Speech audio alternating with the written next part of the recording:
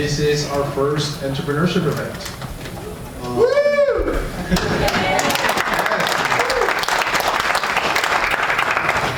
So as you all know, we are trying to promote our entrepreneurship program. We have an associate's degree in small business management and entrepreneurship, and we also have a certificate, which is a lot less than getting an associate's degree, but it gives you the business basics. It gives you the basic knowledge to run a small business. Many of you, a lot of you may not be interested in transferring to a four-year university. Maybe you just want to get out there and do your business.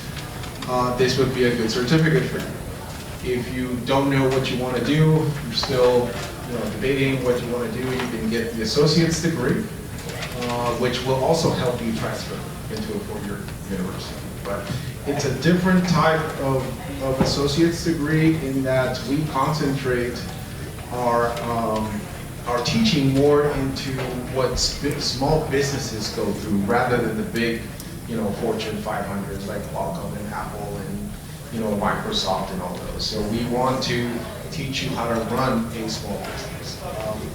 So we've been doing this entrepreneurship speaker series. This is the first one this semester. Last year we had another business owner come in and talk to you guys about his business. Now we have Rodnia. She is the owner of El Borrego. It's a restaurant here in City Heights. They've been operating for close to 20 years, or a little more than 20 years. So not an easy thing to do. A lot of businesses fail within the first 5 years. That's a big percentage. So having been able to survive 20 years speaks highly of what they're doing. I want to thank Sean and Professor Neiman for helping me with this event, and we've invested a lot of time and energy into bringing you people like Rodnia to tell her story, to tell her challenges that have been in business and so forth. For those of you that are in my class, make sure to sign in. I'm hoping you signed in and when you came in, because that's how I'm going to keep track of your points and the fact that you're here. And for other professors, Professor Shapiro and other professors that brought the class, I really appreciate it. Thank you very much. And with that, just two announcements. Hi everyone, my name is Sean Fawcett. I'm one of the work-based learning coordinators on campus. So I've partnered with our business faculty to help run the entrepreneurship series. Just a few housekeeping items. As Professor Lindros mentioned, please make sure you sign in. There's a check-in at the outside, so you can hit that table on the way out if you did not already check in. Also, you should have a survey on your seat. This will be completed towards the end of the presentation. This is important because we will have pizza, so in order to get pizza, you'll need to turn in your survey. Other than that, we are very excited to have our speaker here today. And so without further ado, we'll turn it over. But I'm sure we'll have some time for Q&A at the end. And just as I know, I brought some work-based learning swag, so some gifts and prizes. So if you ask a question, that's your incentive. Thank you, Sean. I've known Rodnia for what, 7 years? Yes. I was a loan officer for this company called CDC Small Business Finance, which is a nonprofit organization that helps businesses that are not able to get loans with traditional banks. So I hooked her up with a loan. Remember? That's small loan. And then later on, she came back and asked for a bigger loan. So she's still here. I'm happy about that. Thank you for coming, bro. Thank you. You don't need this? No. Well, good morning. Thank you very much. The future generation, thank you for coming. I'm very, very excited to be here. Thank you for the invitation. And I'm Rodnia. And I was born in Acapulco, in Mexico. And when we came to San Diego, which was 15 years ago, I was born and raised over there. We have a lot of family in San Diego, born and raised in San Diego. So the story starts one day when my mom was in San Diego and she saw the lack of lamb barbacoa tacos in San Diego. So I think.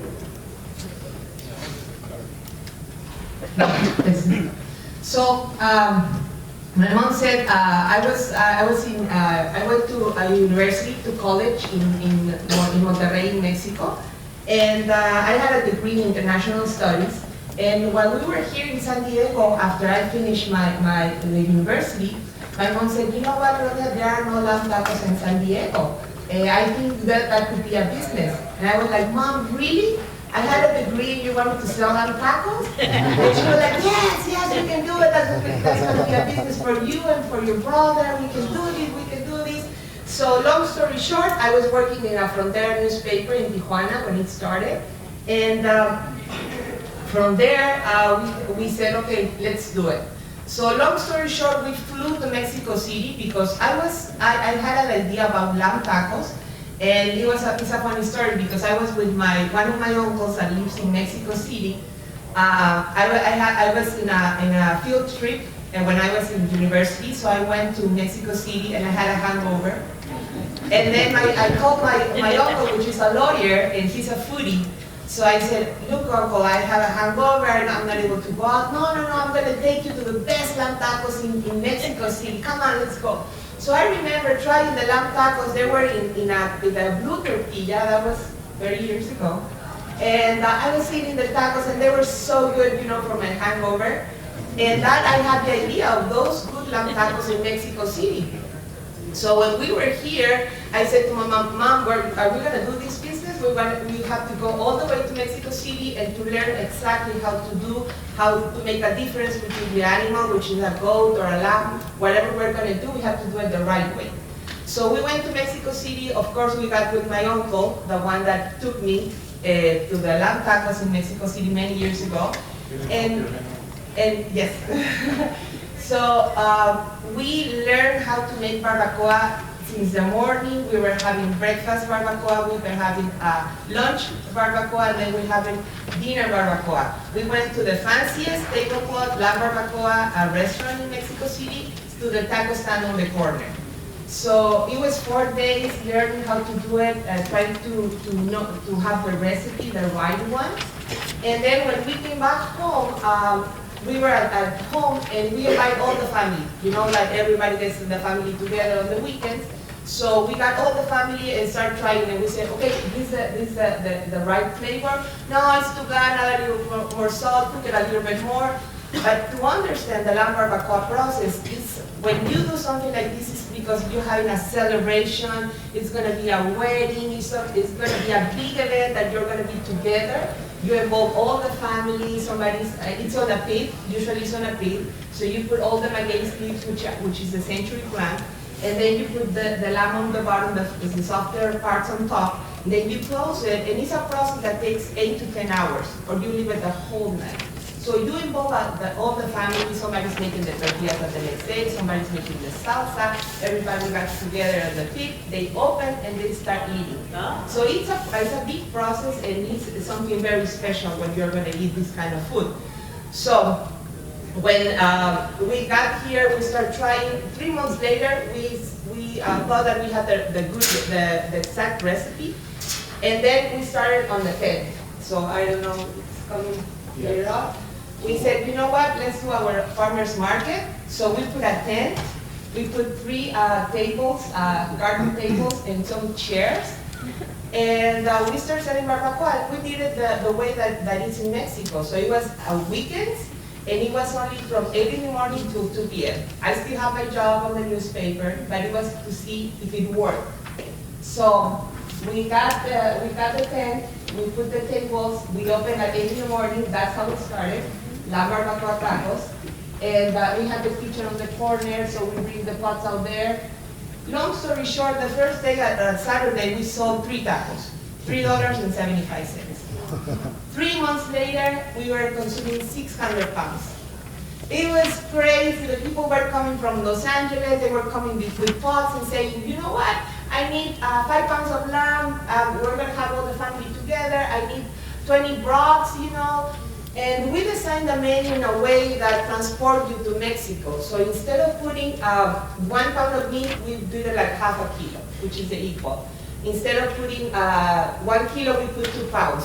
So we wanted to transport you with that little menu, which includes roll tacos, lamb broth, and barbacoa by weight. We wanted to transport you to a little part of Mexico. So that's how we started, and then the people start saying, hey, I told my compadre to go to El Borrego. That's right. Hey, I told my friend to go to El Borrego. That's how it started, and we started like, who's El Borrego? And they were like, you are El Borrego, you sell lamb. Right. So it was a no-brainer naming the restaurant El Borrego. So 3 years later, we found a place. We went into SCORE, which is an association that provides free advice. It gives you a mentor, and the mentor takes you step by step. So we decided to do it legal, of course. And then we got a corporation, and we did the corporation as El Borrego, and then we did all the permitting in order to get the restaurant. That's my mom. She was the one that started. She told me, hey, let's do the lamb tacos. And so that's when we decided to open the formal restaurant. And when we got to SCORE, which is this association, we got a mentor, which is Elias Chimer. He's a smart and successful business owner. He has more than 40 shoe stores in Mexico. So they are giving the time, and it's for free. So he told us, okay, you need to get an accountant, get a lawyer, get all the permitting, all the stuff in order to open the restaurant formally. So we got the restaurant on 2005. We opened in El Cajon Boulevard. We're supposed to be Kensington. We're the poor part of Kensington, but we are Kensington. Exactly when you step out of the restaurant, that's City Heights. So we are there, and we have been there for 15 years. And it's been pretty challenging. The first 3 years were great. The people were coming. It was a line for 20 or 30 minutes waiting to be seated. Our specialty, of course, it was lamb. And I never thought that I was going to include some other foods. I thought I was going to be the best, having lamb. And then 3 years later, with the recession, it was like we went down, like 50% down.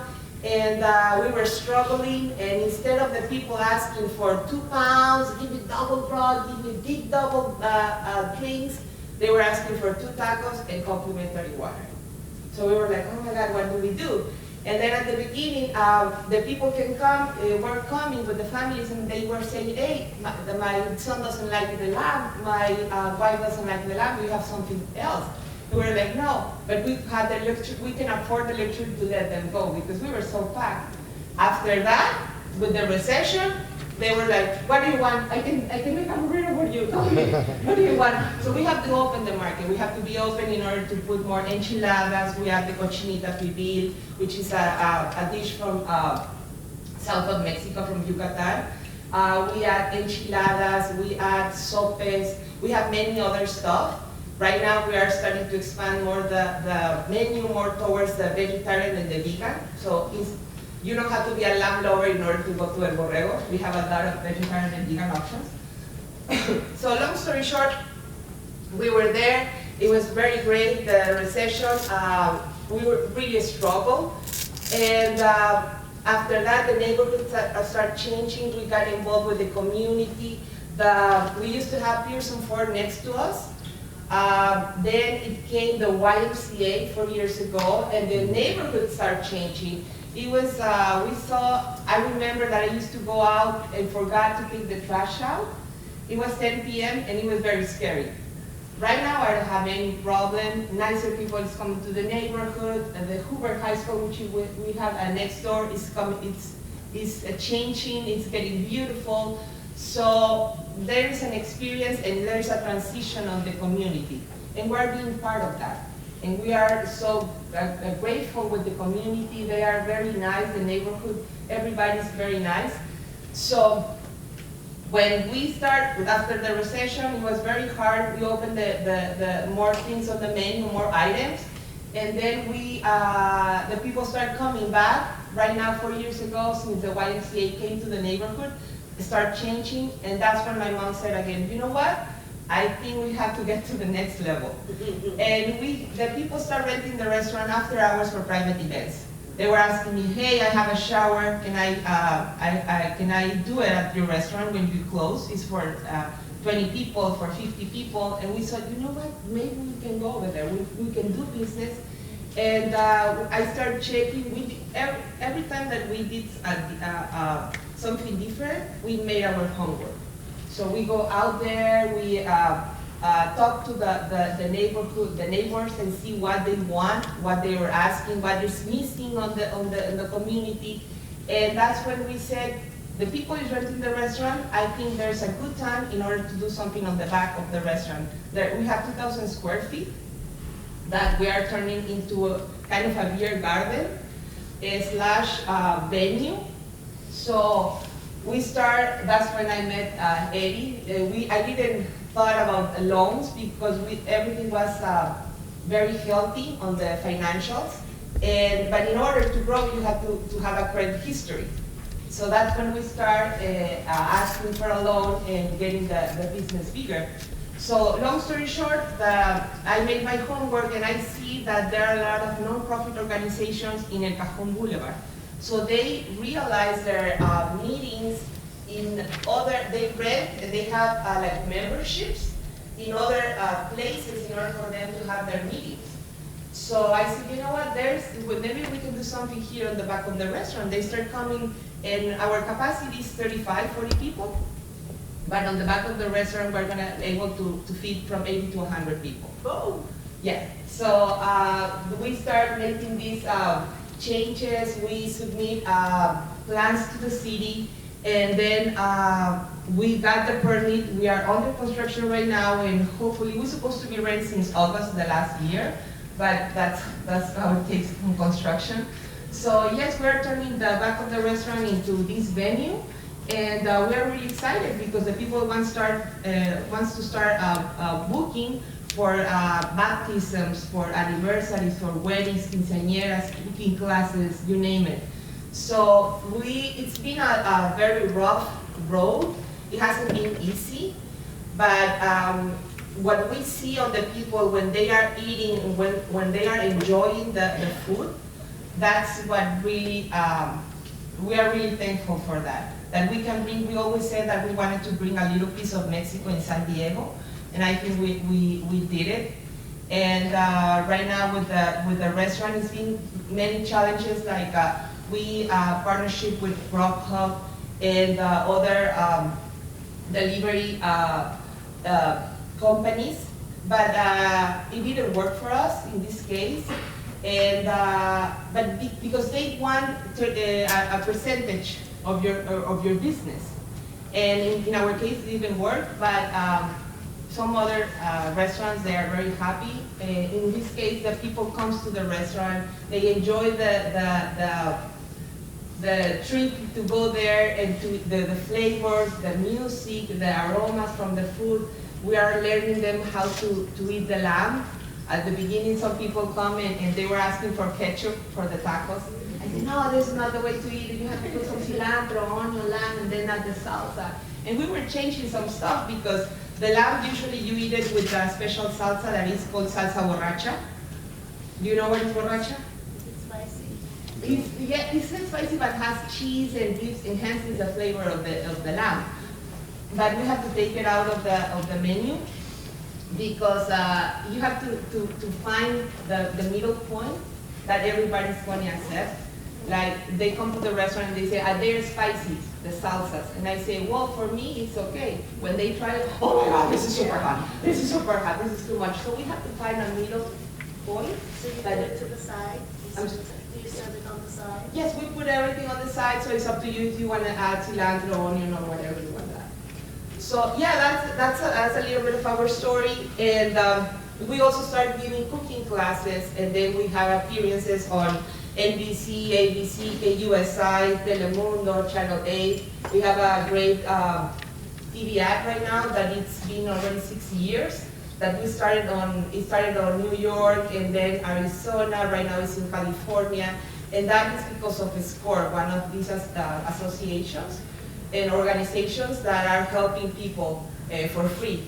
And right now we are trying to support locals and get involved with the neighborhood and the community. I think that's very important for the business, to donate and to give. Right now I have people that are coming back and they say, how can I help you with the patio? Do a fundraiser, Some architect from Kensington donated me these Talavera sinks for my new bathroom. And there's another guy that said, I want to donate you a tree for your backyard. So it's about getting involved with the community. We know the people by name when they arrive. I know that Luis doesn't like cilantro on the enchiladas, so I know that Alfonso doesn't like the onions on the side. So it's part of being there and getting involved with everything. In the business, it's very hard. My mom is 70 years old and she works 14 hours. She's the one that started everything, and she's the one about the recipes and trying everything. I hope that she can work only 5 hours. And we have a lot of people around us working, very loyal and very nice people. But she has to be there to try. And the people, when they come, they want the experience to talk to us and continue maybe the conversation that we left a week ago. So we really appreciate that, and it's about the community and getting involved with them. That's very important. So I think we're being a part of this transition, and we're very happy with that. And we are looking forward to get to the beer garden. We're going to be able to do from 80 to 100 people. Let me see, I can show you a little bit of that. Those pictures are the expansion of the beer garden? Yes, that's the expansion of the beer garden. Yes. And it's going to be right across from the YMCA? No, it's on the back of the restaurant. Yes, the entrance is going to be from the inside of the restaurant, and you're Past going the bathroom? Yes, past the bathroom, and you're going to get there. Yeah, so we have this. That's the restaurant where it's crowded. We have a couple of events with Yelp, and we have a lot of pairings with local beers. We want to have one with Thorn Brewery, which is in Barrio Logan. And we are trying to make a lot of events in order to support the locals and for them to support us. So I think that's pretty cool. We have catering events. And that guy is really happy. Everything is made from scratch, of course.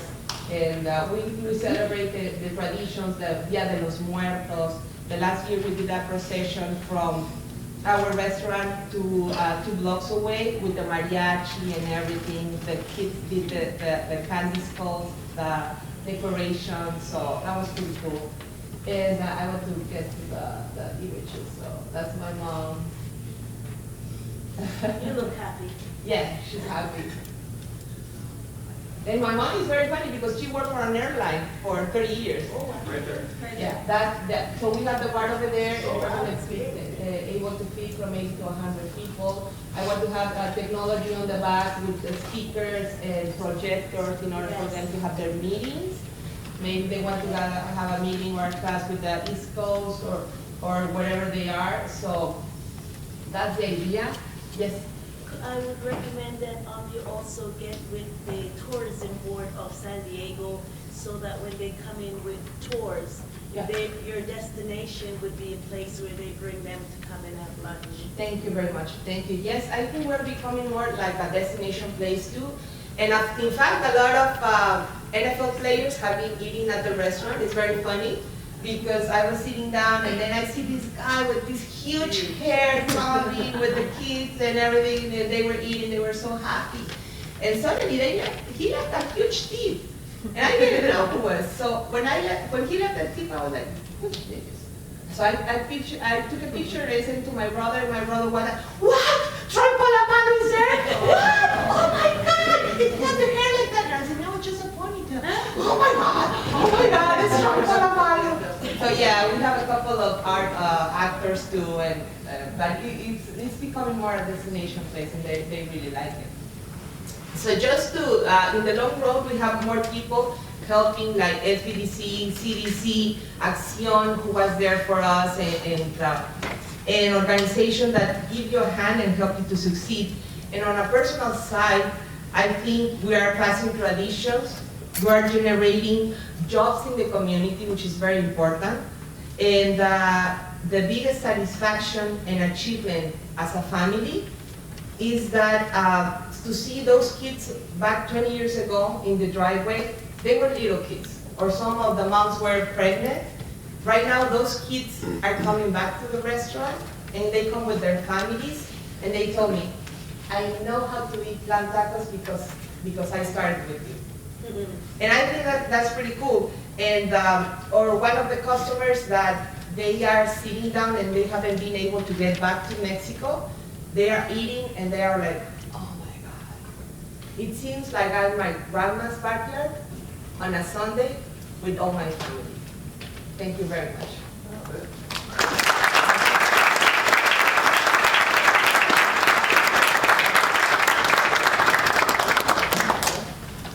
Okay, don't leave. Okay. Thank you, Rodnia. It's an inspiring story. I like her story because I relate a little bit to her. You know, I was born in Mexico and came to the U.S. when I was about 12. So I started 7th grade, and it was very hard for me to adapt to this new world, to this new system, to learn the language, because my first language was Spanish and still is. I also went to college in Mexico. I was in the community college world for a little while, and then I transferred to Monterrey as well, and then came back. So I've been like back and forth, but you know, I'm staying now. So I forgot to give you guys my signing sheet. I know you guys sign it in the front, but I'd rather you sign in my class. I'm gonna pass it around, find your class, and just sign in. I think it's a lot easier for all of us. But now it's the time for questions. You know, what questions do you have? Hey, think about doing catering. Yes, we start, the first 4 years we were, we don't want any catering, but the people start asking, and yes, we provide that service. We have been in Balboa Park for 3,000 people. We have catered for weddings in Carlsbad for 100 people, or small events for 20 people. So there are many levels. You can pick up the food, we can go and serve on your event, or we can deliver. Yes.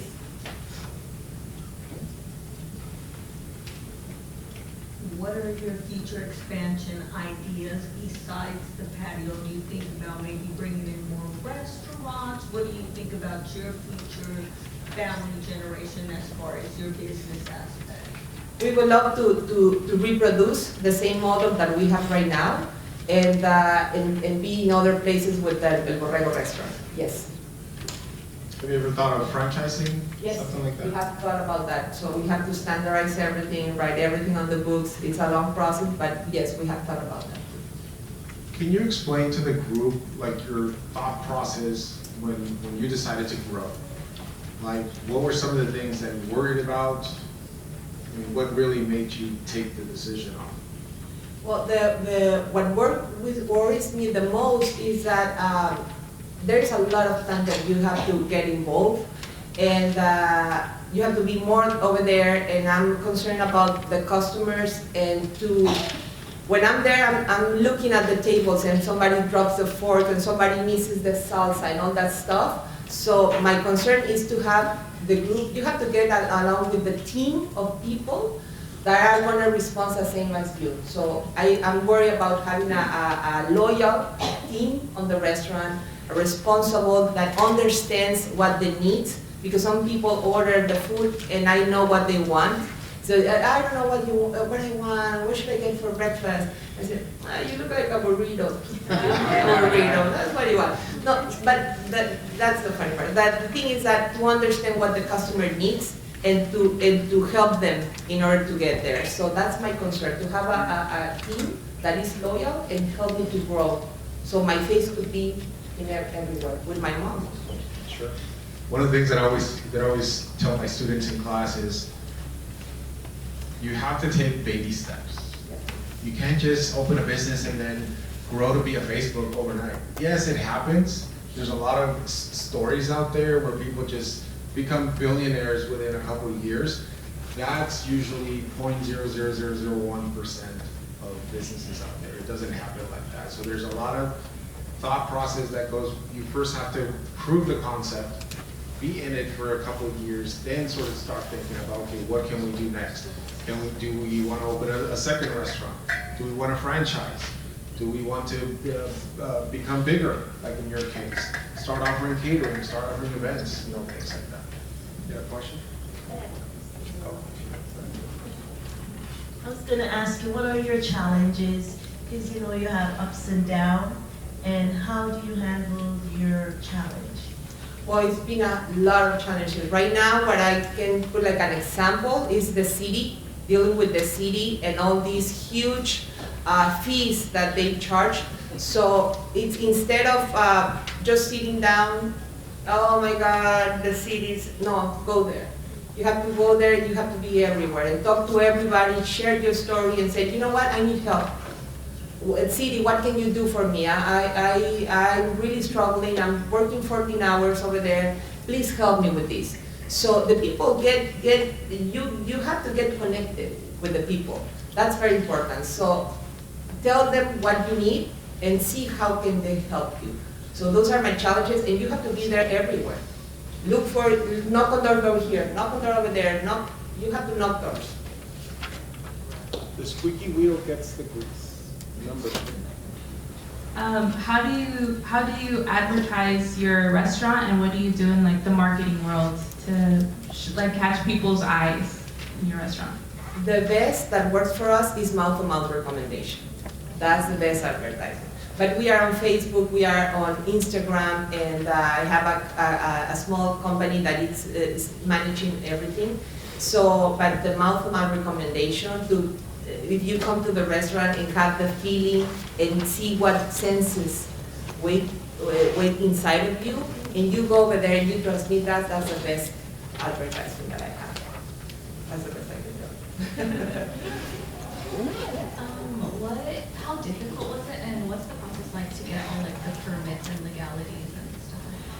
It's overwhelming, but it's not anything out of this planet. So when we ask for the license for beer and wine, we have to send like 1,200 letters around the community. And I was like, oh my God, to send all these letters and put all the stamps, to send it. But it's not that bad. So you have to get there, just be there, do whatever you need to do your homework. So that's the most important thing. It's overwhelming, but everybody started the same way. So it's not that hard. Questions? I have one more question. I was an entrepreneur, and I had 3 restaurants, and I failed 3 of them. But I have the passion still in me. So I'm debating if I should take the next step. But part of it is I'm learning a little bit more in the technical world, in the business world, which maybe would help me. I started it from my grandmother's experience, not the technical part, not the physical book part. And I was successful, I did very well, but I also had setbacks with the economy. And it just kind of threw me off the loop, and I didn't have enough equity to keep it going. So I'm just wondering, do you think I should take another chance? Of course, it's never too late. Of course, yes, go and do it.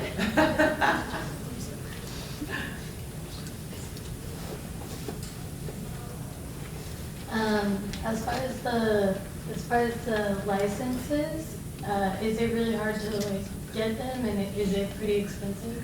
No, it's not pretty expensive. It's you have to, like I said, you have to do your homework and see how much. In case of this project, there are many people in the city from economic department that helps you and tells you. So you have to go there. I went with the architects, and we got a proposal and we set a budget, but I didn't knew that in the city there was this economic department that can tell you this is going to be the fee for the pipe system, this is going to be fee for the electrical. In case that you want to do a trellis, you will have to pay an extra inspection for this and this and that. So there are many people out there and organizations and companies that can help you to set a real budget and go for it. But it's not that bad. You have to just knock on doors. The expensive part is construction. Yes. I think you would agree. Yeah, Right? totally. Construction, there's just a lot of a lot of red tape when it comes to like getting permits with the city. If you want to, tear down a wall, you need to go with the city and get, permits, and that just takes time. And it's expensive, because, contractors do charge like surgeons. But it's not rocket science. That's why a lot of people nowadays are doing like food trucks. The regulations are a lot less. It's a restaurant on wheels. And I think it's gaining a lot more popularity. Many people start at the farmer's market level, where they don't have that many regulations. You just have a stand and the health permit, yes, it's not easy to get, but as long as you follow their rules, like, you need to have a 3-compartment sink, you need to have a mop sink, you need to have this and that. As long as you follow the rules and get a good contractor, you should be fine. But I would say the construction is a big piece. But you don't have to. You can start with the farmer's market. Eddie, I'm noticing a lot of the students have questions pertaining to permits and things like that, and I can appreciate how that can seem overwhelming. There's a really neat website, by the way, for those of you who aren't my students. I'm Rebecca Neiman, I teach business law, and there's a great website called CalGold. You're probably familiar with it. And basically, the state has created this website that's really simple, where you literally type in what's your business. I'm going to be a barber. I'm going to have a restaurant.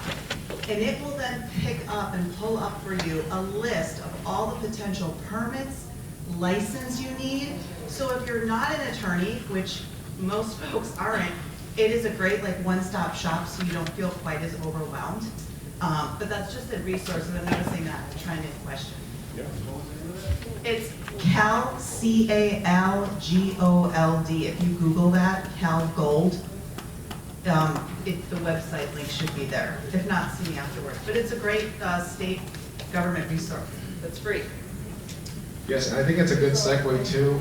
So CalGold, calgold.com. Again, you put in your industry. .gov. Oh, .gov, I'm sorry, Yeah, .gov. Is it .ca.gov? I'm looking at it right now to see. Just Google it. CalGold.ca. And again, you put your industry, and it gives you all the potential permits and licenses that you need. You don't need to have all of them, because if you're not going to do any construction, then you're not going to need any city permits. But at least it gives you an idea. It's a start, and that's a good segue to promote our next event, which is on May 7th. And what we're going to do on May 7th is have a panel of experts, including SCORE, which is a nonprofit organization that helped her a lot. Having somebody from SCORE, somebody from the Small Business Development Center, from the International Trade Center, from CDC, who are commercial lenders. So we're going to have a group of people here that are going to give you all the resources and all the things that you need to start a business. Again, it may seem something like, wow, having a business, it's just really out there. It's really not. A lot of the growth that has happened in business has been online. And you don't need to spend, hundreds of thousands of dollars to have an online store. So that's a great opportunity. A lot of growth has been in the service industry as well. Companies that don't really need to spend too much on equipment or too much on infrastructure and so forth. But we still have time. More questions? Come on.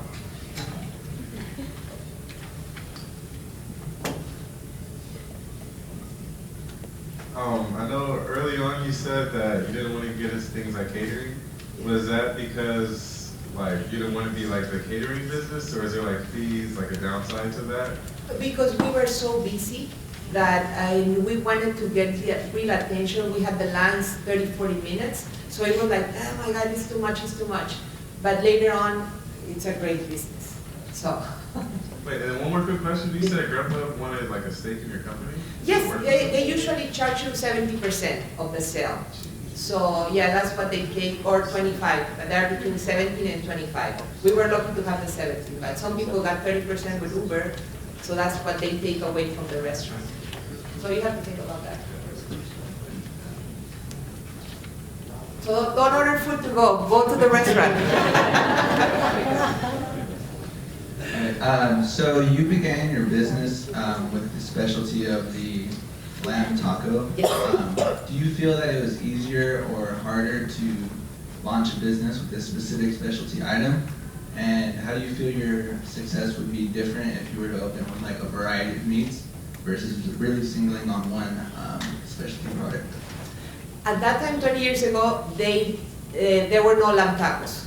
And my mom was looking for kind of a catering thing to have to a party, and that there were nothing like that. That's when we decided to do that. We see that there were a couple of Mexican restaurants, but it wasn't the flavor that we were looking for, the flavor from the south. There are a lot of restaurants from the, mostly from the north area, like Sonora with the flour tortillas, but nothing like with La Coche Quesadillas, which is a corn truffle, or Squash Blossom. Right now with the Food Network and all these new restaurant and cooking shows and programs, it's more open. But back in that time, the people were like, what? With like what?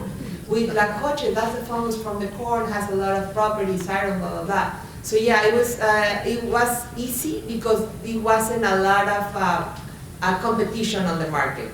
Right now, there's a lot of around, so I don't know if that answers the question. Has anybody seen the Taco Chronicles on Netflix? Yeah. So, if you haven't, it's a good series because, you know, many people think, you know, carne asada tacos is all, that's it, that's the only taco in Mexico, but there's a lot of variety of tacos out there, and depending on the region where you're from, there's different tacos, right? Yes, and it's very funny because the people comes with the idea that Mexican food is like a Taco Bell thing and the yellow cheese and all that stuff. And I'm like, no, and it's funny because I saw on the TV that when they are advertising Mexican food, that comes in, or the melons is on the side. So it's not that way. It can be very healthy, and there are a variety of flavors that everybody would love, and it's Mexican food too. So. Questions in the back? Come on. Okay. Anything in that back?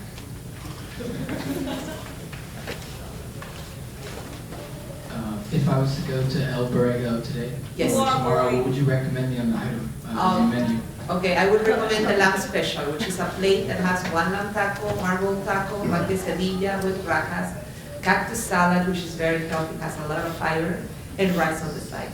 And do you guys offer adobada or lengua? No, we don't offer that. Different region, right? Questions?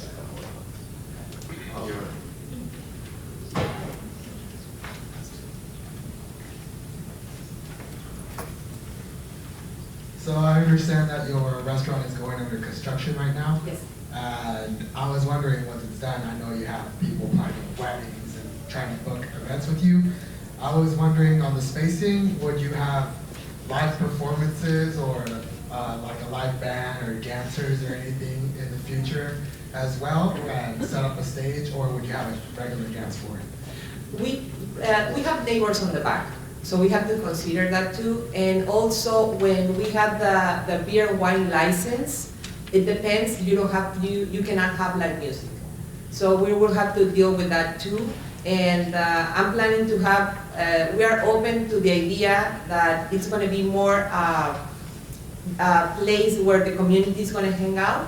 So I'm planning to have loteria nights and cooking in Spanish lessons, so we can do the el borracho, the umbrella, la sombrilla, and all that stuff, and we can get all the people together with tacos al pastor on the side. So we are open, and we did our homework, but let's see what's going to happen on the real life, on the real world.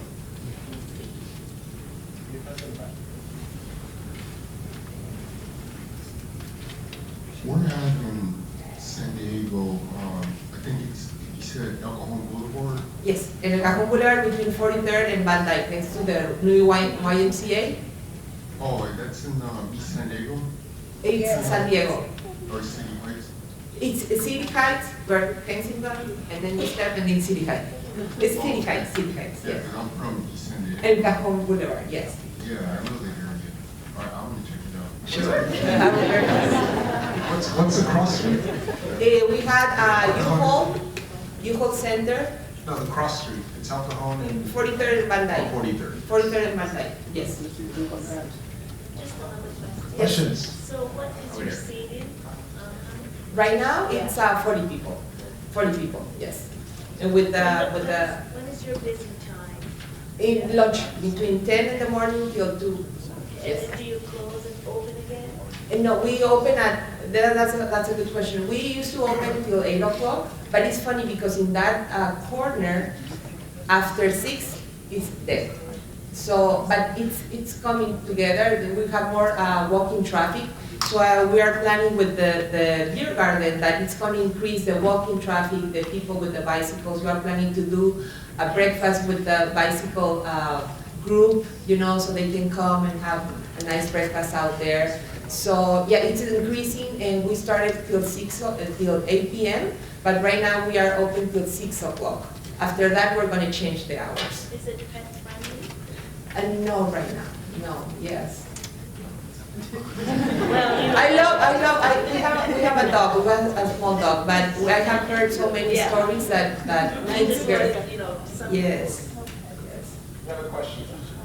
So with like the new, like the construction you're doing with your restaurant, you're basically turning a new image for your restaurant, basically saying that venue.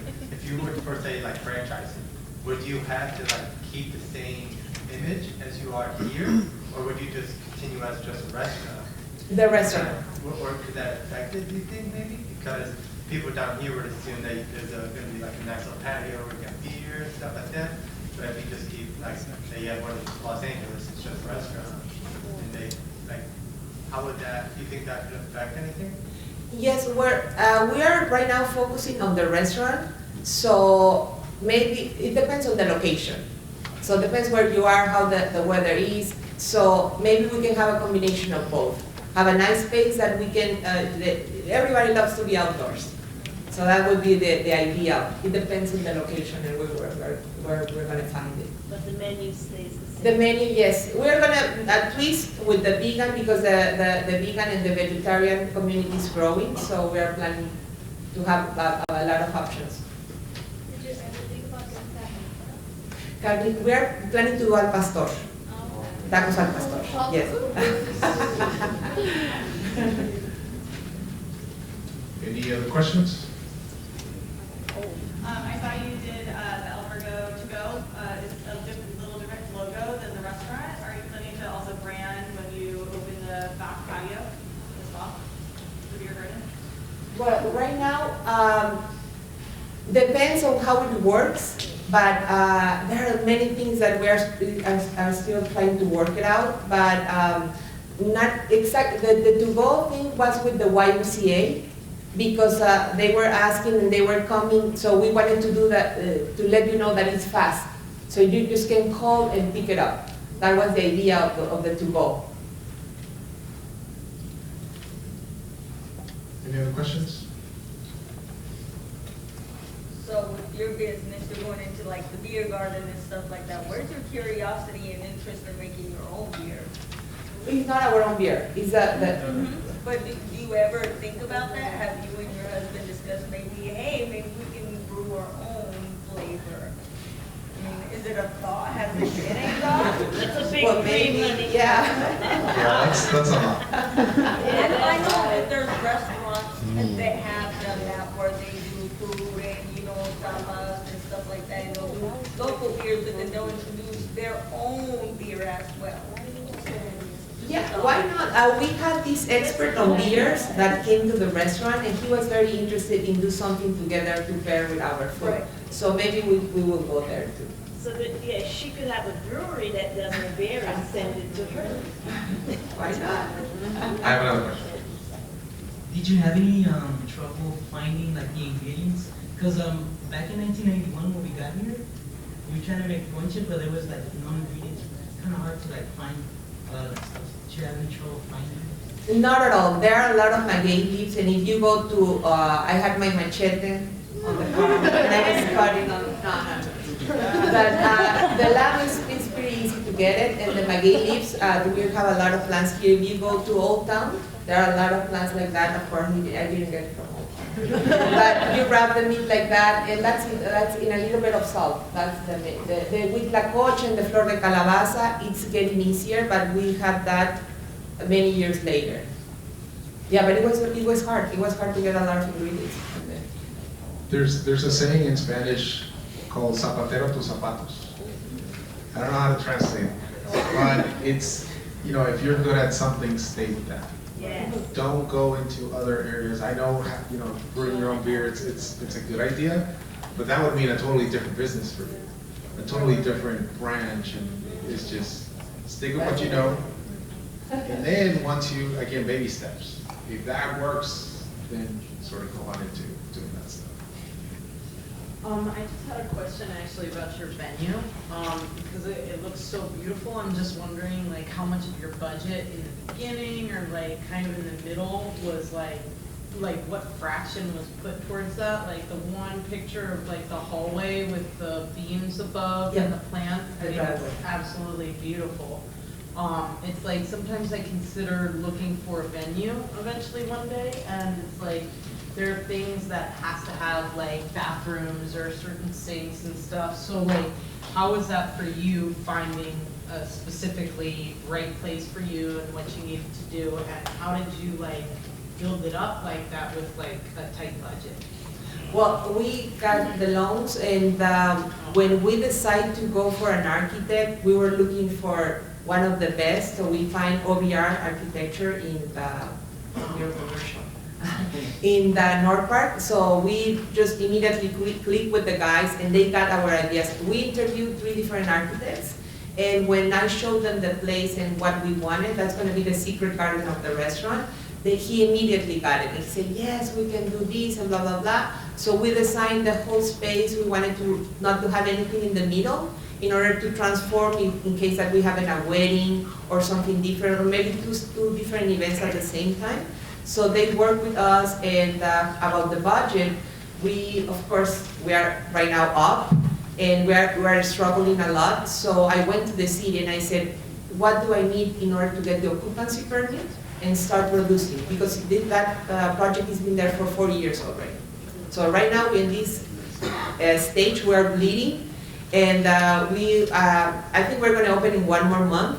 So I went to the city and I said, what do I need? And they told me, okay, you won't need the storage, you won't need the trellis, you won't need this. So you are able to open with this. So we are focusing on that, and then when we start producing, we're going to finish with what the city let us with the occupancy permit. Beautiful. Thank you very much. Thank you.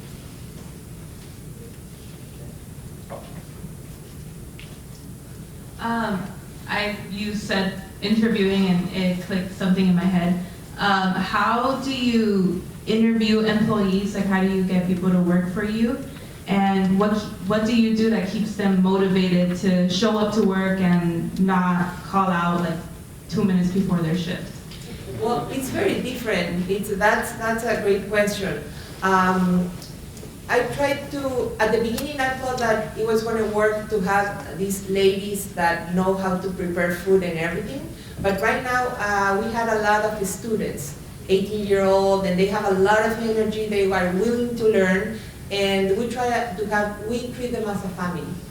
So when they have when I know that it's going to be their birthday, we got this little surprise with a cake and all that stuff. So we are trying to be like a family. That's the way we treat them. So that's the best that I can tell you. This is like part of my nephew or my niece, and so we love that, because that's the energy that they give when they are working. Are you looking for bartenders? Yes, we will need. Okay, I'll be seeing you. What else? Over here. Now, do you work 7 days a week? We open from Tuesday to Sunday, from 8 in the morning till 6 p.m. Yeah, but we were going to change that. As soon as we open, we're going to change that, and we are going to increase, we are going to have 8 more positions in order to get everything together. Now, are you there every day? Yes. Question, Betty. Yes. With the changes in everyone's diet and what is being, like, what's the new fad or what's trending, how do do you decide what food options that you offer, especially competing with other Mexican restaurants or other restaurants in general? Well, everything at the restaurant is made from scratch. So when you order a guacamole, we prepare the avocado with the lime and salt and everything. The tortillas are made there. So if there's any special requirement, we will do it.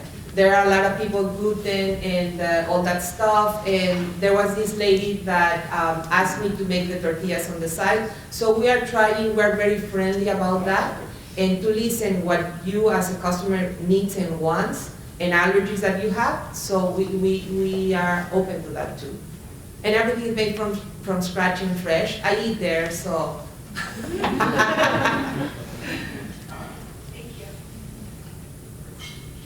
From the revenue that your restaurant makes, what area would take most of it? Like, would it be payroll or like just Payroll. Payroll. Can I ask like what percentage that would be? 30%. 35. And you get paid? Yes, You're I on get paid. payroll. Yes. How, minimum wage has been going up every year. How have you changed because of that in terms of like your menu and pricing and all this? Yeah, we have to increase the prices. And everything increases. It's not only the minimum. The lamb increases, everything, the sugar increases. So yeah, we pay the minimum, but the tips help too. So it's a struggle, but we're there. We have like 5 minutes left, so a couple more questions.